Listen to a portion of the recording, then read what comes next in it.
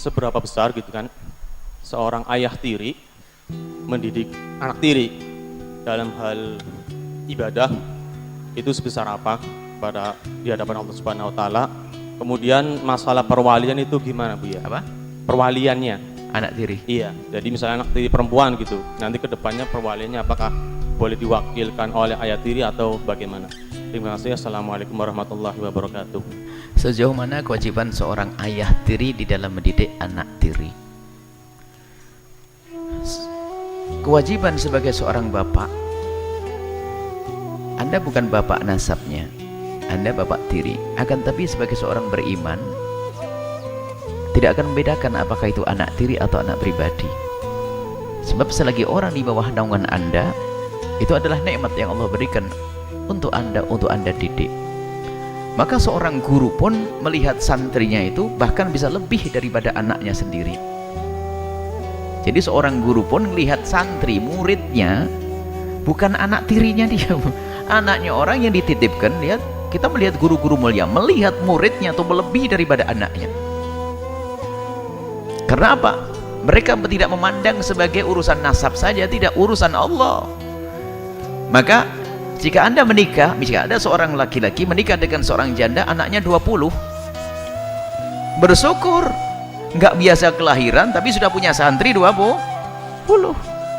Maka jangan sampai dibedakan antara anak tiri dan bukan. Hormati dia, apapun bentuknya, dia adalah anak daripada istri kan, anak istri. Yang katanya mencintai istri tidak mencintai anak, bagaimana? Lebih dari itu adalah urusan dengan Allah. Maka perlakukan dia seperti Anda perlakukan anak Anda sendiri, karena hitungannya Anda di hadapan Allah. Memang kewajiban-kewajiban masalah beri nafkah dan sebagainya, memang nanti urusannya adalah urusan bapaknya jika ada. Tapi kalau ternyata bapaknya meninggal dunia, waduh, tumpuan kebaikan buat Anda. Berarti anak yatim di bawah naungan Anda.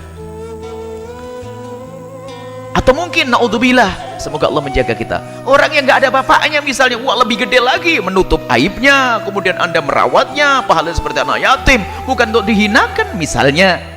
Ini kebaikan yang luar biasa, kan dia anak lahir dalam keadaan suci misalnya. Ini saya buat contoh yang macam-macam karena bisa saja terjadi di sebuah tempat. Adalah ada seorang suami menikah dengan seorang perempuan, ternyata punya anak bukan dari anaknya misalnya, nggak tahu bapaknya, ini akan diselamatkan. Tapi dia, maka Anda menutup aibnya, harus. Itu kemuliaan yang luar biasa besar di hadapan Allah. Anda didik dia menjadi wanita solehah, menjadi ustadzah yang hebat, dan Anda pahalanya berlipat ganda. Jadi perlakukan dia, apalagi dia ada anak yatim atau yang sebagainya, yatim atau tidak ada bapaknya tadi, atau anak yatim. Kalau ada bapaknya pun tidak usah, kan dia punya bapak loh, kok berarti punya santri satu aja sudah bingung kan, begitu.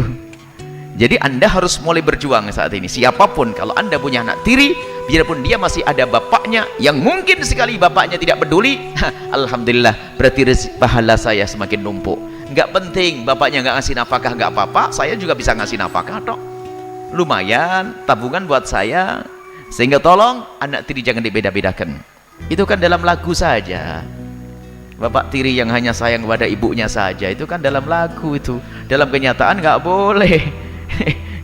Dalam kenyataan nggak boleh. Biarpun anak tiri, ketahuilah bahwasanya dia adalah amanat besar di hadapan Allah, umat baginda Nabi Muhammad Sallallahu Alaihi Wasallam. Kemudian untuk menjadi wali, Anda tidak bisa menjadi wali.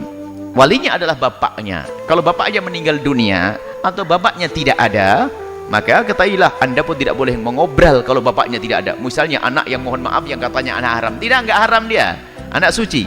Kalau bapaknya sudah meninggal dunia, nggak ada kerabatnya, maka Anda tetap tidak bisa menjadi wali. Kalau memang bapaknya tidak ada, sama, Anda juga tidak bisa menjadi wali. Maka walinya adalah hakim. Kalau hakimnya takut hakimnya tidak ngerti ilmu, maka sangat mudah, nanti pakai tahkim.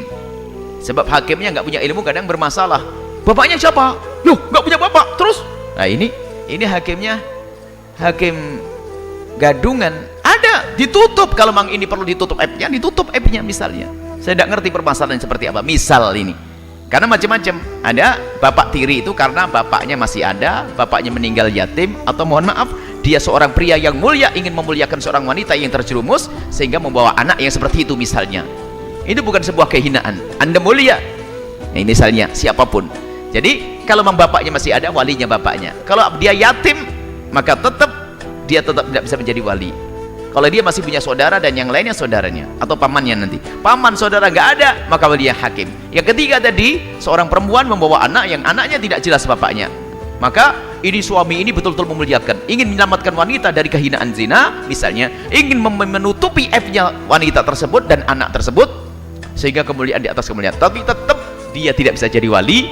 Walinya adalah hakim negara, KUA. Kalau KUA-nya khawatir tidak mengerti ilmunya, maka Anda komunikasi dengan ustadz yang ngerti ilmu, maka dengan cara tahkim Anda bisa berperan menjadi muhakam, tidak ada yang tahu Anda seolah-olah bisa menjadi wali, sehingga tertutup semuanya dan beres, nggak ada masalah. Yang penting Anda berurusan dengan orang yang berilmu. Tapi kalau Anda berurusan yang tidak berilmu, berantakan, kacau ya. Urusan dengan orang berilmu akan selesai. Urusan perwilayahan sangat gampang.